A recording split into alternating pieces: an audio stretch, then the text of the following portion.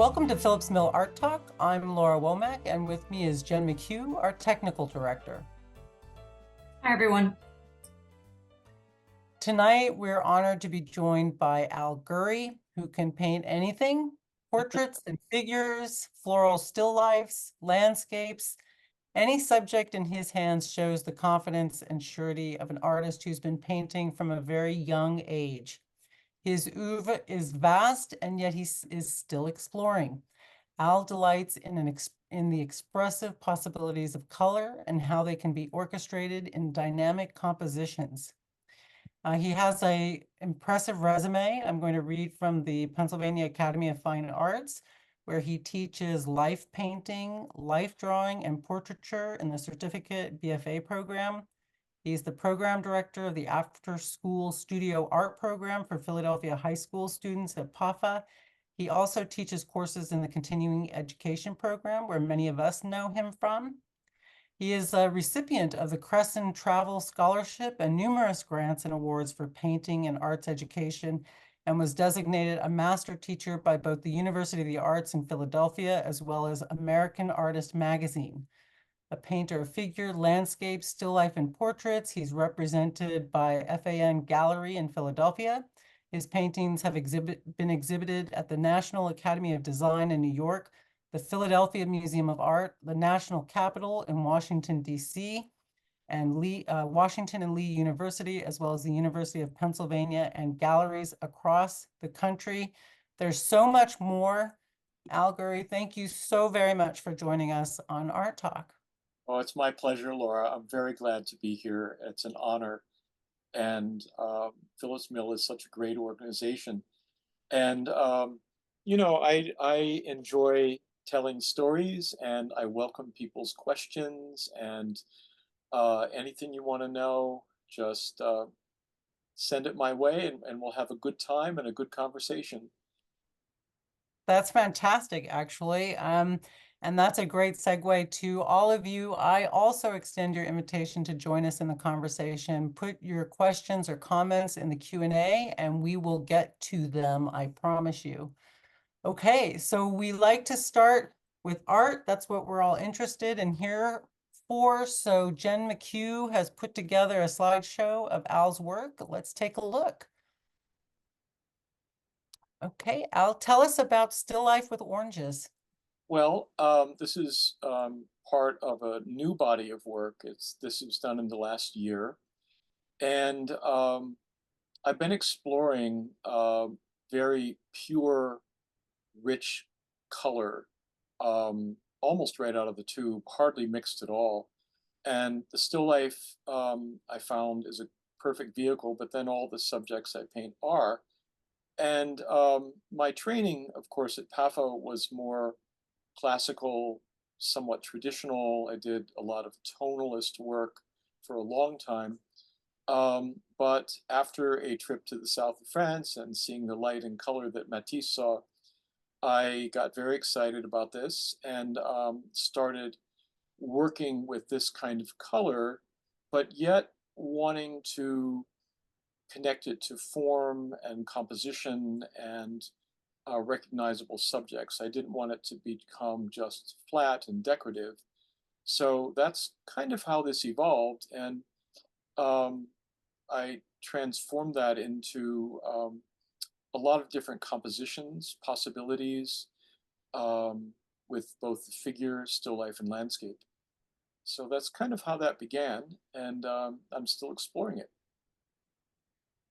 So being a non-painter, I would not have put that connection with the south of France together, but since you say it, I'm looking at your painting here and seeing like the very strong sunlight color, Mm-hmm.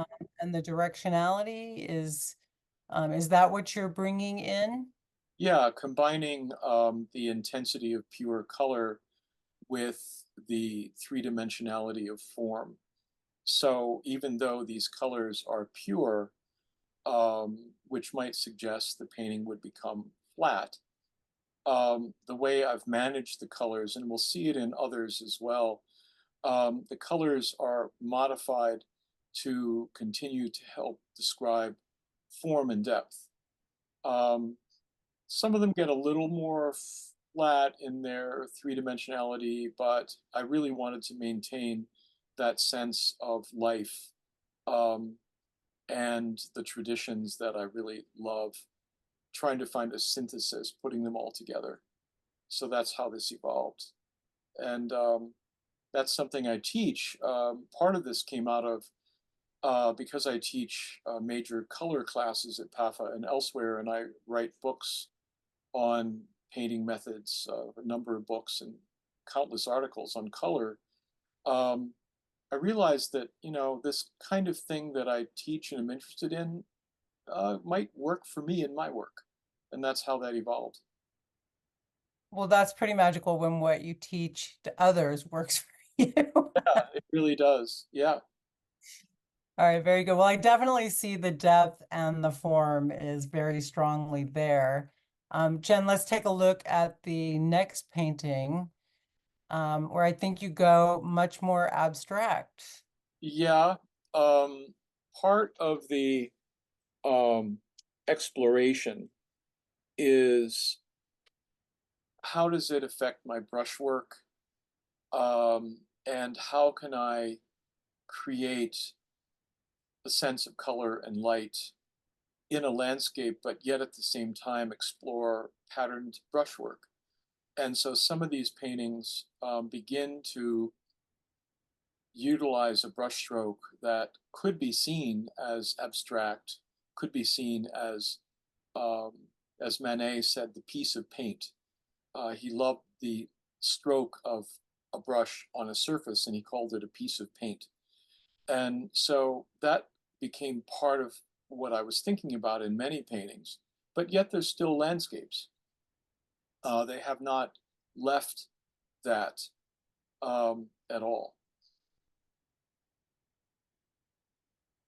I love that piece of landscape. I had not come across that, or piece of paint. That is such a great description of it. Yeah. Is So I see more, I think, Al, just sort of incidentally, anecdotally, more people working with very broad brushstrokes. Are we looking at a movement, a trend? How might we describe that? Or is that just my personal experience? Um, I don't think it's some large trend. I think that that tradition of the painterly um, alla prima work or direct work has an old and beautiful tradition, and it's very common today. Um, the use of the brush, the building of form with the brush, the validation of the brush stroke as being beautiful and important, has a long history, but it's also very current as well. And right now, I think there's a resurgence of interest in painterly painting. We even see it in the completely abstract realm, organic abstraction, painterly abstraction. So we see those kinds of things in the contemporary world, and a great variety of it in alla prima painting or plein air painting. So it is pretty common, but it has many permutations. There's not just one approach or style. So, help me out as a layperson. What do you mean by painterly?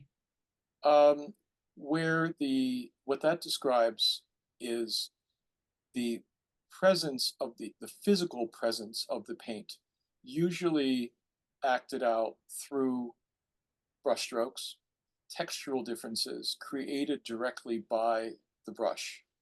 Um, and as opposed to a kind of painting where the brush and the surface is all submerged into a highly refined, highly detailed, modulated surface. So painterly refers to a large aesthetic. We think of people like Velázquez, late Velázquez. We think of late Rembrandt. Most of the Impressionists fall into that category.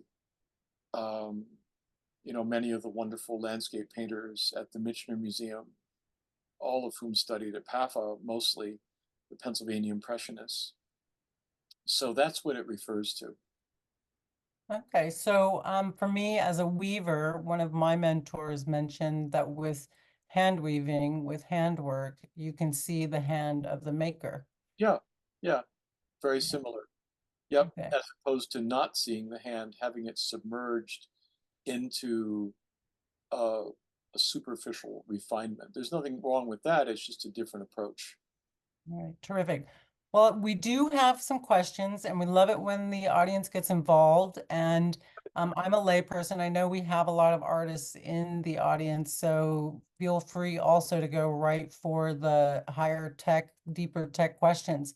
Jen, can you help us out with some of those questions? Sure.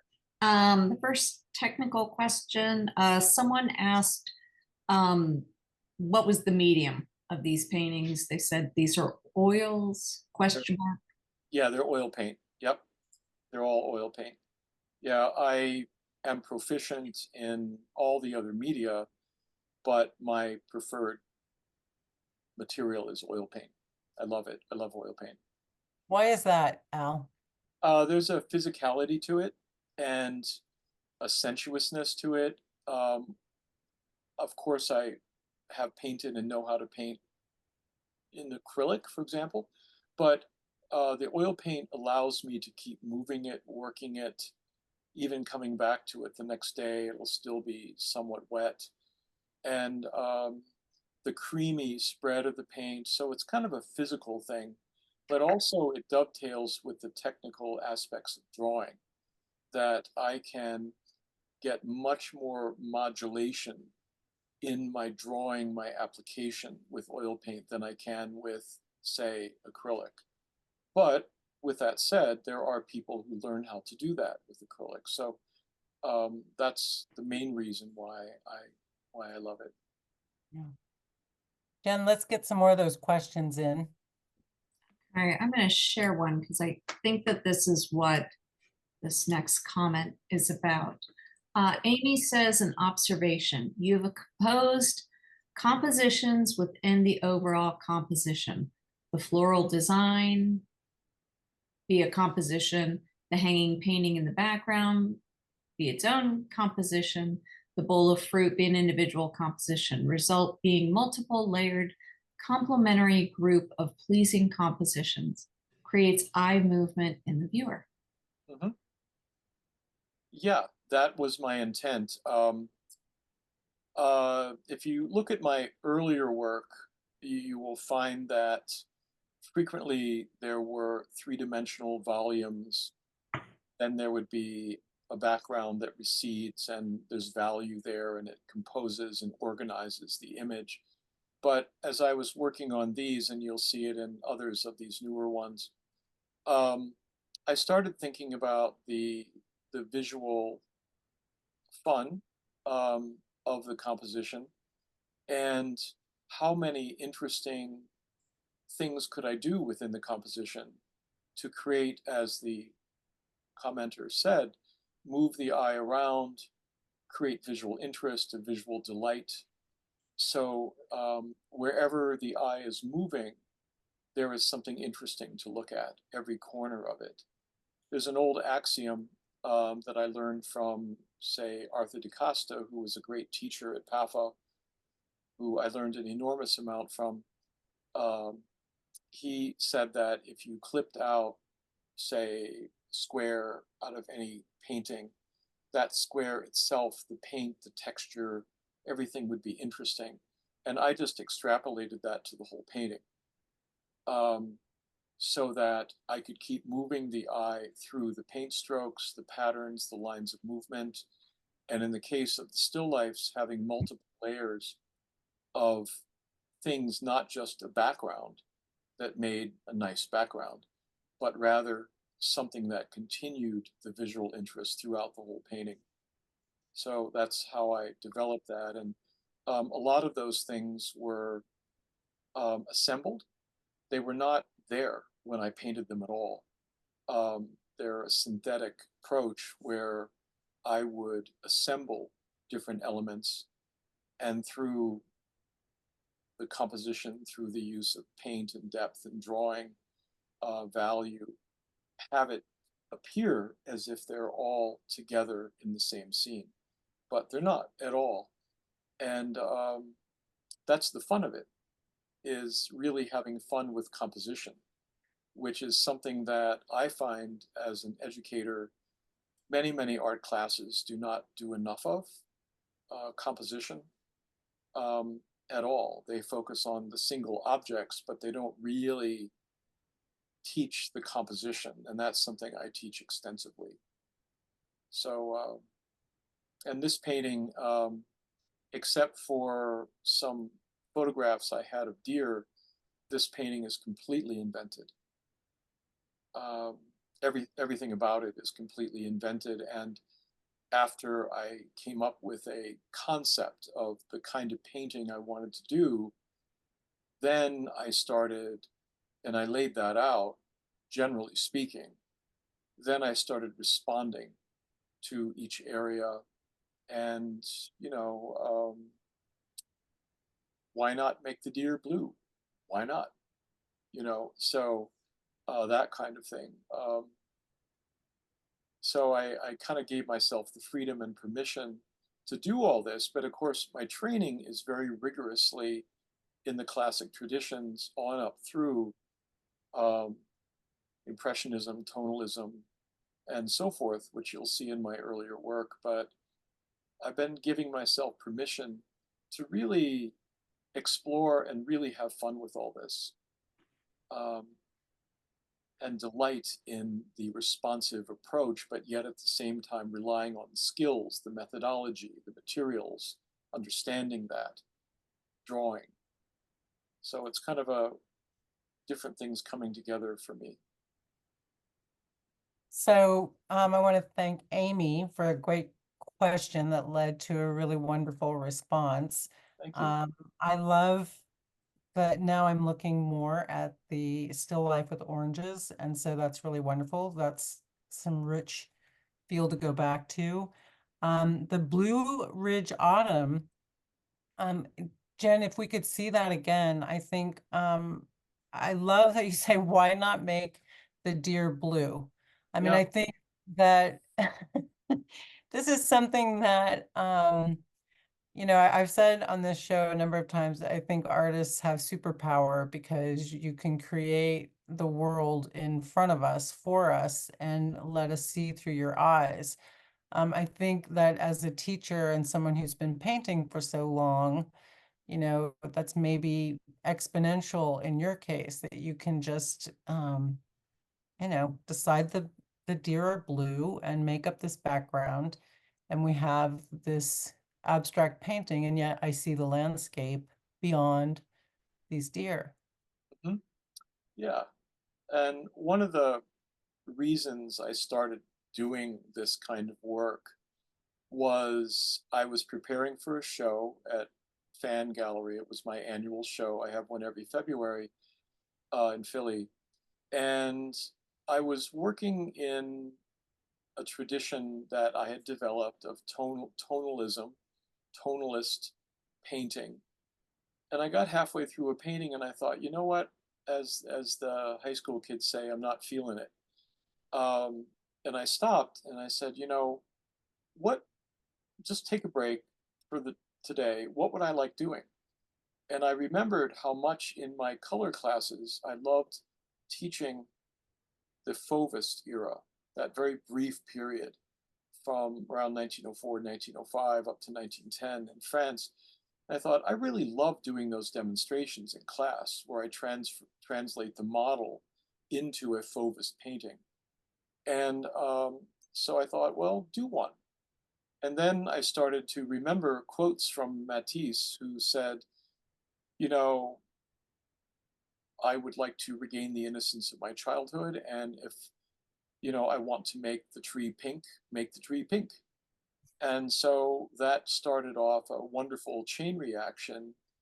But with all that said, you know, I have to say that it all does go back to my rootedness in art history, my rootedness in master painting techniques, even in grad school studying um, traditions and conservation, in taking classes in winter tours program.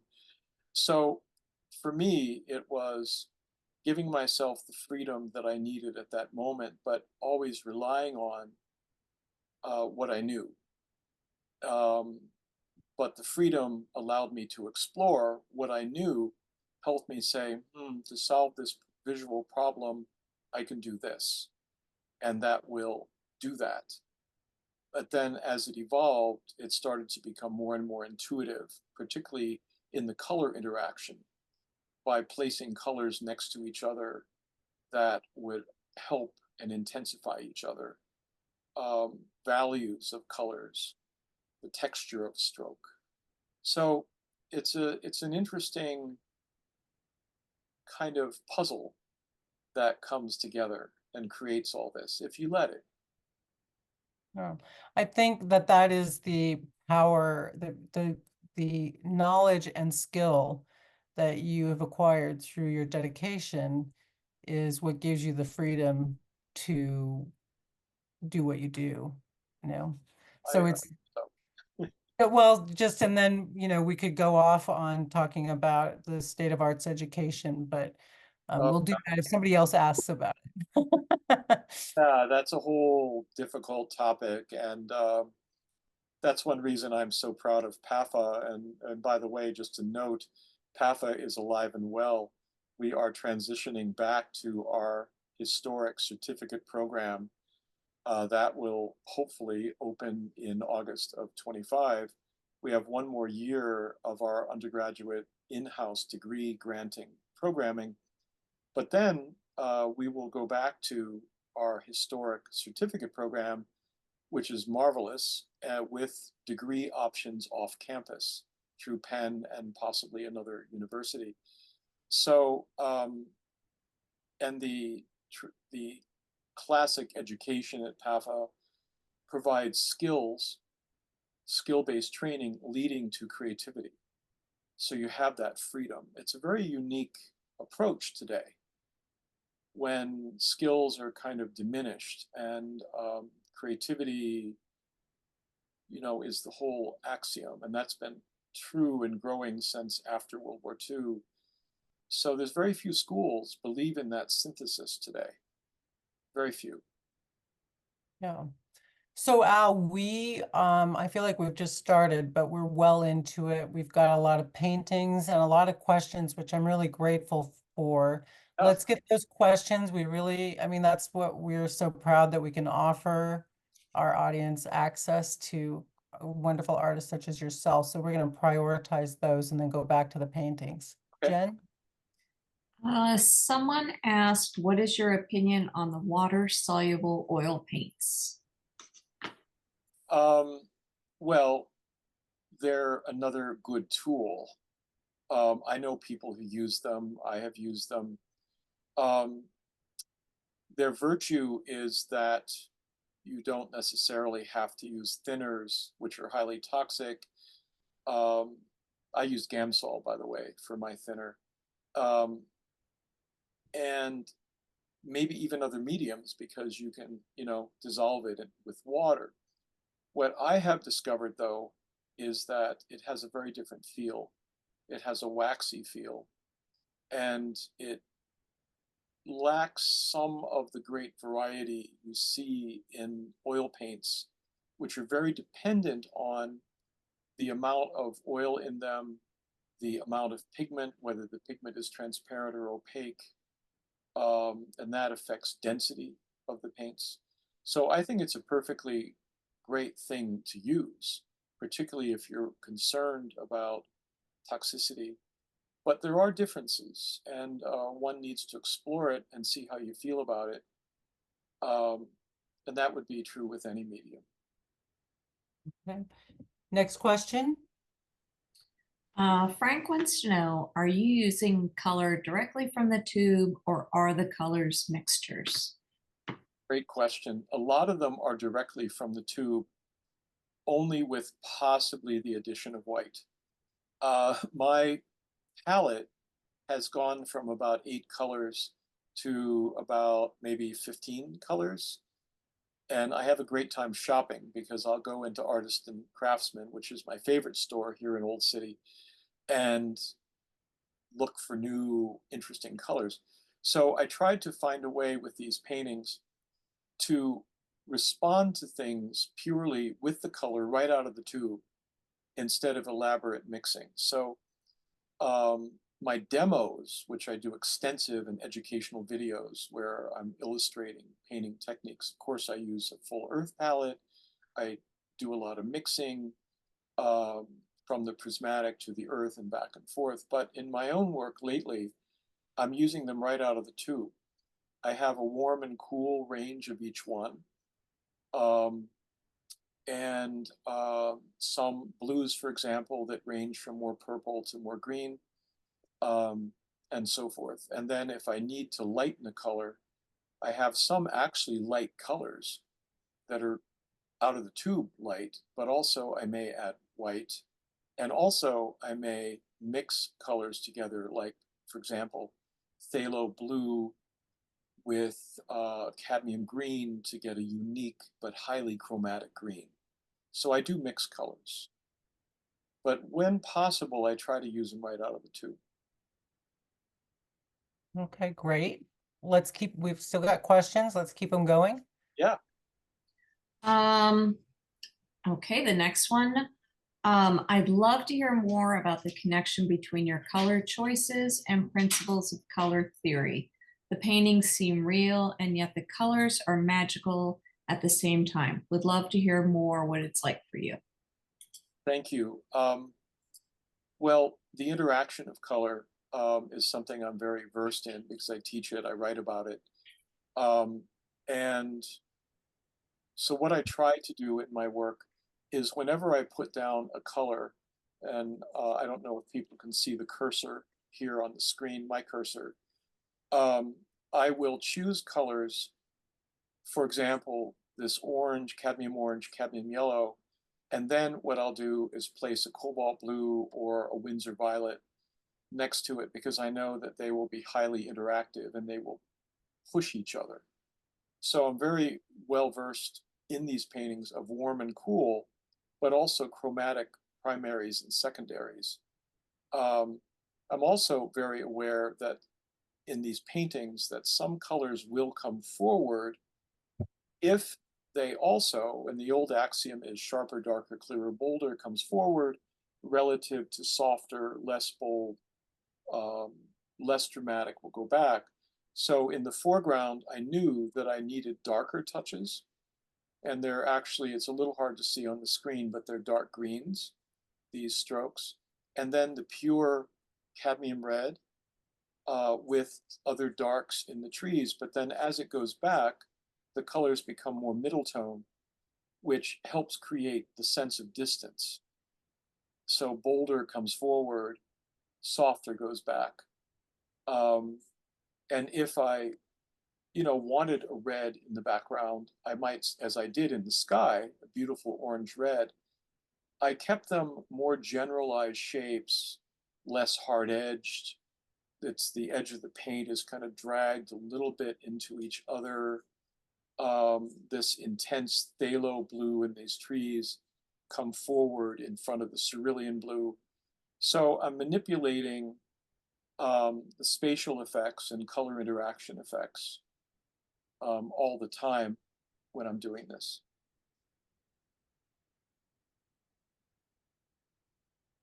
Fabulous. I mean, I look at it and it seems maybe because the colors are so pure, there's a simplicity that's very appealing. And yet, obviously, so much thought is going into what's next to each other. And yeah, Absolutely. really, There's a lot of thought, and it's the combined effort of knowledge and intuition coming together. that's experience. Okay, let's take a quick break. We will get to your questions, keep them coming, but I'd love to show you next, Jen, if we could get up Alice. Oh, there we go. Portrait of a Woman, also very good. Amazing portrait. You're just a master, Al, at portraits. Well, thank you. Thank you. I love doing portraits. Whether right now I'm teaching a portrait painting class at PAFA and in the summer school, and I'm using earth colors primarily in that class, and in this one using the prismatic colors. So I'm translating everything from the landscapes right into this kind of thing. So I really enjoy that. And the portraits from that first decade of the 20th century are really appealing to me. And so I find that they're no less capable of creating emotion and feeling. So that's something I love about it. Yeah. The color, you mean this approach to color is capable of creating the emotion. Did I catch that properly? Yeah, combined with the drawing of the face, the way her head is positioned, the way she's looking down. There's a kind of, an ennui about it. When I wanted to paint her, I wanted that sort of poetic feel to her face. But yet at the same time, use the color so that the warmer colors come forward, the cooler colors show the recessions. They translate as recessions, but yet they're still up on the surface. And then the darks, the dark colors, these are really dark purples actually, and dark blues and dark greens. They clinch the drawing in the great tradition of painterly portraits or alla prima portraits. Yeah, and just looking at her neck and her right, our left, the shadow there. I mean, if you were to only look at that place, it's almost completely abstract. It is. When you pull back and see the full painting, it becomes her neck. It's really extraordinary. Yeah, yeah. It's very different. You mentioned the painting Alice, which I think I sent you. That's a very, very different thing. That one, this, uh, first of all, it was done for Black History Month, and it's now in the permanent collection of Old Christchurch here in Old City. And the title Alice is based on the fact that this woman was an enslaved person who was a member of their community in the 17th and 18th century. And they told so many stories about her, but there was no image. So what I did was I used my traditional training in portraiture, and I've done a lot of commissions, but I used basically an earth palette with a couple of bright colors to do a much more traditional alla prima portrait. And one of my great role models for that is Robert Henry, who was an amazing portrait painter who also painted the working poor, immigrants, people of color for the first time with the same dignity that Sargent was painting aristocrats. So I really enjoyed doing this portrait, but it's also similar to all of my earlier portraits in that it's very much about anatomy, tonality, and a neutral color augmented with a few bright colors. So that's 20 by 16 inches, by the way. Very good. Should we go back to the questions or should we look at another painting, Al? What do you think? We can do both. Why not? Okay, sounds good. Yep, let's do both. Jen, that puts the strain on Jen, but I know she's up to it. Whatever is good for you guys.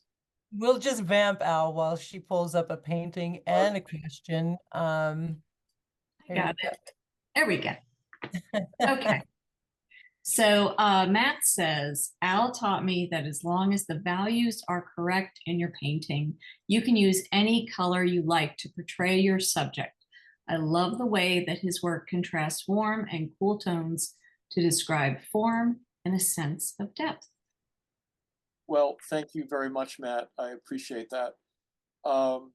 It goes back to the old ideas, about, first of all, making depth, aerial perspective, sharper, darker, clearer, larger, bolder comes forward, and you can tinker with that in any way you want.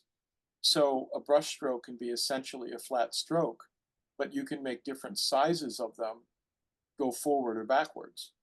And also you can make a cool color come forward as long as the stroke itself is bold and has a strong shape to it, an edge. And then vice versa, you can make any color recede by comparison via smaller strokes, um, possibly cooler colors, but also in this one, the bright pink goes back, it sits back there because of the size, the scale, and the drawing in the foreground, the darks are much bolder and it brings it all forward. So again, it's that manipulation of the formal principles of painting. That's how in the Renaissance, you could have a scarlet background behind a high Renaissance portrait and it stays back because behind the sitter, because it's not sharp, it's not edgy, there's nothing in it that makes it come forward, it stays back. And the brown or neutral colors will come forward because they're bolder, sharper, darker, clearer. So it's this interesting manipulation of the formal principles. And that's, but again, one hopefully can learn those formal principles. And that goes back to art education again, the kind of education. So I hope that helped a little bit with that idea. Yeah, that sounds great. And I love that you have so many variables that you can use if you have knowledge of them to change the effect. I mean, so I imagine you, Al, at your easel, just having a jolly time.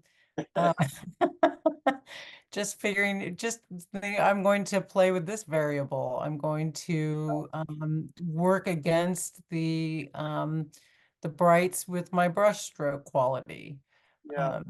Do you think about the person viewing it so much, or what is on your mind when you're painting? Well, first of all, it's not always jolly, as you said. There are times when I'll get into a painting and I'm not happy with it, and I'll even scrape it out or rough it out, get rid of it, and start over. Um, but once I feel like it's got possibilities and there's nothing major going wrong, then I follow my instincts, and it's more my internal vision of what I can create while I'm doing it, as opposed to what I think I should be doing for a viewer. I'm more thinking what it is I love about doing this and a vision of a kind of painting I want to make. Really, primarily because it gives me joy. And it's just like my work with cats, it's like gives me joy. Why not? So, but in the end, of course, I am always concerned about how people will see them, and so there are those thoughts, and so this portrait, by the way, is in that tradition of the painting of Alice, and it was done from life, and using an earth palette with just a couple of blue and a red and a bright yellow to add to the earth palette, and very much about tonality. Um, I've always been very, very moved by the work of Thomas Eakins, and the way that he created light and value and using neutral colors. So this is primarily based on earth palette neutrals, with the drawing being strengthened by the darks, edges, details. But when you get up close to it, it's very painterly. There's no high polish to it. You can see the brushstrokes everywhere, and even if they're little fine ones in the eyes or nose or the hair. So those are the things that I think about. But the mood, the feeling, what it is I'd like the viewer to really enjoy, what I'm enjoying, and so that's kind of how it evolves. Well, the knowledge of the technique, I think, also helps the experience for the viewer. So thank you for that. It does, I hope. Yeah, absolutely. Jen, what's our next question up?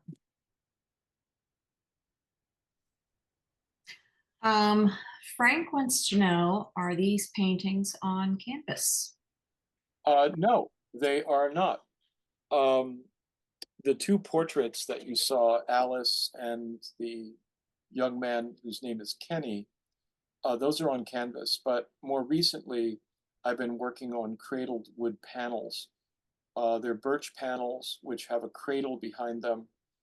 A smaller one, just a cradle rim on the back. Bigger ones might have one across the middle, and the bigger they get, there might be, a cross brace of cradles. But I love the wood panel, which then I gesso with 3 coats of gesso because of the resist. I can really push against it. The texture of canvas doesn't interfere with anything, though there is texture. They're not just smooth. And so I've been exclusively working on either those cradled wood panels or what we used to call masonite panels or hardboard. This is on a hardboard panel. And I really love that surface. I've come to love that surface. And if I choose to scrape something off, it's a different feel than if I was using canvas.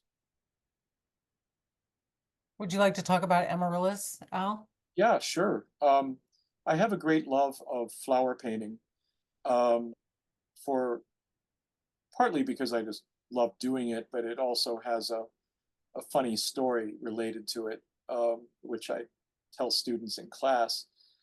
Some years ago, I got to know a very nice woman who I had hopes for, and she started bringing me flowers, and I thought, oh, wow, this means something. Well, anyway, it turned out didn't mean a thing. But in the process of it, I started painting all the flowers that she gave me, hoping I would impress her. And apparently it didn't. So when that was over, I realized I had a whole flock of flower paintings, and I really loved doing them. And actually, I was even able to sell them. So ever since, I have continued doing paintings of flowers, whether they're more expressive in my new approach or whether they're more botanical, however painterly. So it's interesting. You never know where you're going to learn something or experience something that will help you become who you can be if you let it. And that's how this came about. But I love the crimson. It's cadmium red, medium, cadmium orange in the light, cadmium green, cadmium yellow, and then deep greens, permanent green, phthalo green, and then the complementary color that's a bit of cerulean and ultramarine blue behind. So they're all the flower paintings are kind of an homage to the beauty of flowers and the painterliness that I can use to create them. Lovely. Well, cats are loyal. Cats are loyal. Cats don't leave. Yeah, No. that's right. Yep. Do you ever paint your cats? Those would be popular, I'm sure, judging by the internet. Well, they end up in my paintings. Like if I'm painting a model and a cat will curl up by her feet, the cat will likely end up in the painting. But I don't paint them per se. Though I have done some compositions, I don't know if you have any here, that do focus on a cat in a window with a model. And so sometimes I do.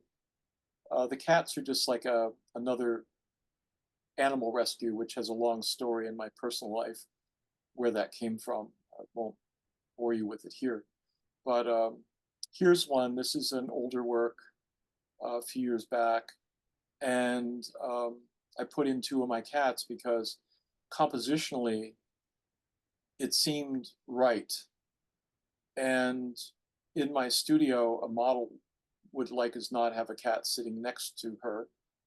So these two cats were painted from memory, really. The only thing that was painted from life was the female model, but the cats, the environment, even the chair, the male model, they were all invented from memory using understanding of form, depth, anatomy, and so forth to create it. It's a big painting. It's a 40-something by 30-something. But that's how they end up in my paintings occasionally, and sometimes having jumped up on top of the palette. Here's one. Nice. Yeah, yeah. The background is invented. There was no window. The model was just sitting there, and so I created a background and I created a cat. And I wanted to zoom in on this quiet moment, which could easily be true, especially in my house. So, and painting the figure, the interpretation of colors, warm and cool, follows with the same exploration I've been talking about. So this is about a year old. Yeah, that's fabulous. I'd like to go to slide 17, which is completely different. While Jen pulls that up, it's a dark landscape. You and I talked about, and you've written about the influence that Klimt's landscapes have had on you. I don't know if this would qualify as part of that, or if you'd like to talk about that. Well, this one, I mentioned earlier that I was very influenced by tonalist landscape. And where the landscape is all about value, it's about atmosphere, that kind of thing. And so I went through a phase of doing that. And it started as an evolution when I stopped by a road in South Jersey one day and I said, all right, close your eyes, open them, and what do you see? And what I saw was shape and value. And I realized, okay, that's going to be the basis for a whole bunch of new paintings. So when I did this one, which is 11 by 14, that's what it was about. Pretty limited palette, little bright color on the horizon, and large shapes, rich brushwork, but still very tonal and very much about perceived depth in many ways. So it doesn't have the flatness that the newer work has, but it does preference shapes. And we see that in many late 19th century American tonalist works. It's really lovely. Thank you. Yeah. Thank you very much. Jen, we have, let's see the next one up too, which I'm guessing is from a similar period, but different effect. Yep, different effects, similar period. Yeah, and you know, I had seen sunset landscapes and I thought, how would I do it? And then I incorporated the greens and purples against the scarlet crimson, but with the, you know, that same idea in mind. And this is 8 by 10. It's very small painting, but it allowed me to explore, I think, something that I still am very excited about, which is shapes and texture in painting. So even though it's a different aesthetic from what I'm doing now, I think there are similar elements to what I really like. And that's something it's hard to find out. It takes time, but I think I kind of have. Now it's a matter of exploring it and trusting it. So I don't know if there's any questions about those things right now, or Yeah, we're we're gonna go to the questions. We've got some appreciation. Jen, you want to share that? Sure. Yep. Jim Feld, longtime viewer, said, "Wealth of knowledge. I've been taking notes. Thanks." Thank you. And then Frank said, "It's refreshing and enjoyable to see your willingness to be flexible in your styles, as indicated by the works we are seeing tonight. You are not afraid to move in new directions. Thank you. I, well, I don't know what that says about me, but, um, you know, being adaptable, being resilient is very important in life. And so we have to, one way or another. And if we can make it work with us creatively, so much the better. Let's take a look at slide 21. And I always feel like Monty Python as we go to a new section, now for something completely different. Here we've got a very traditional still Yeah, life. yeah, yeah. Yeah, this is part of, you know, a large group of painting of floral still lifes from a few years, over a few years, um, and painted from life. It was there in a vase. Sometimes I use real flowers, and sometimes I use silk flowers. But the one thing that I'm not interested in is having very tight botanical descriptions of everything. So the purple flowers, darker, lighter, pinker, bluer, for me, what was rich about them was the touch of the brush that I could evoke and the big broad strokes and the peonies and the leaves and so forth. And then how the background color, that neutral green, gray green, interacted with everything. And the light, always the light on these things. And so, um, and I still do these. You know, I do them as demonstrations in classes in my videos that I make, and I do them for myself, and I really, really enjoy them. So, I mean, I imagine that you're a very quick painter, Al. How you're, and I know some of your students, and I know that I've seen some of what you can do in class from their reports back. You must be very fast. I mean, you can do a likeness, a portrait, you know, as a demonstration that looks to me very complete. Um, yeah, Uh, yeah, I've been told that many times, and part of it is that's how I like to paint. You know, I like to get things down quickly. I don't like to dawdle and fuss over things. I move pretty quickly. It's all about brush response. I'm not a painter who mixes the color with a knife on a palette. To me, that takes too long. I'm too impatient. I don't have time to do that. I don't want to do that. So I go right to things and I'll build them pretty quickly based on what I know about layering paint over paint, how that works physically. Um, so yeah, I do work very quickly, whether it's this kind of work, which by the way was done on site in Scotland, a landscape workshop where I'm going to teach again in August for a week. And so this was done very alla prima, very much on site, very quickly. It's small, it's 11 by 14. But with the new paintings, they're also very quick. And I'll get a lot of things blocked in a first layer, then go to another painting, work on that, go to another one, work on that. And then maybe the next day I'll come back and do a second layer and start building. Um, the the pieces that are all done at once, like this one, it's a matter of layering the paint, knowing that going from thinner to thicker with my final darks and final lights are on top. So I'm kind of envisioning the process as I go, whether it's a portrait, a figure, a landscape. And so the quick painting is I think it's just me. I kind of cook the same way. So great. So we're gonna wrap up, but I do want to just quickly get to, I was hoping we'd have a little more time to talk about your book covers as well as your yeah, books. yeah, In addition to being an accomplished artist and a teacher, you're an author as well. yes, And it's great to see the covers of these books. yeah.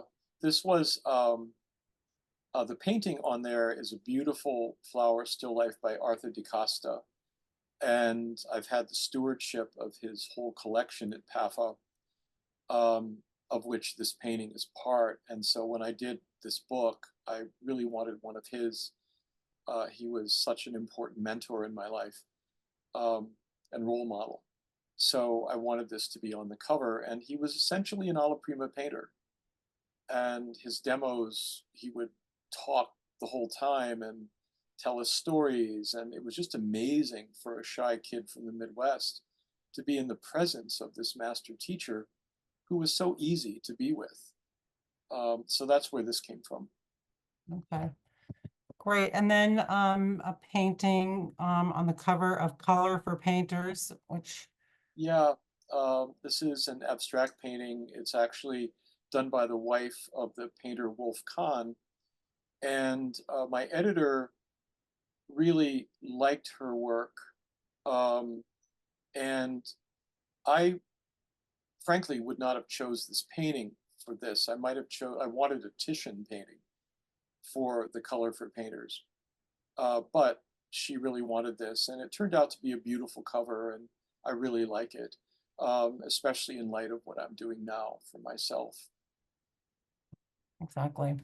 I just want to, Eleni is a former student, and she says she loves seeing the variety, and she sent some greetings early as well. Just want to make sure we cover that. Thank you. Al Gury, thank you so much for joining us and Oh, sharing my all of pleasure. this. Really my pleasure, and thank you all in the audience who are here. I really appreciate it, and I'm humbled by it. I'm just trying to do a good job and, help everybody. Well, that's wonderful. You certainly helped me, and I enjoyed it so much. And I also thank you in the audience for joining us. It's great to have you with us and all of your wonderful questions. I hope you'll come back and join us next time in September when we'll welcome Phillips Mills Honored Artist for our 95th show. That's September 18th. And I didn't mention earlier, but Al Gury was a past juror for the Phillips Mill Juried Art Show. So we're really appreciative, and he's an old friend because of that. So Yes. Jen McHugh is our technical director. Good night, everyone. And Jean Mahich is our managing producer. I'm Laura Womack from Phillips Mill ArtTalk. Thank you so much, and good night. Night.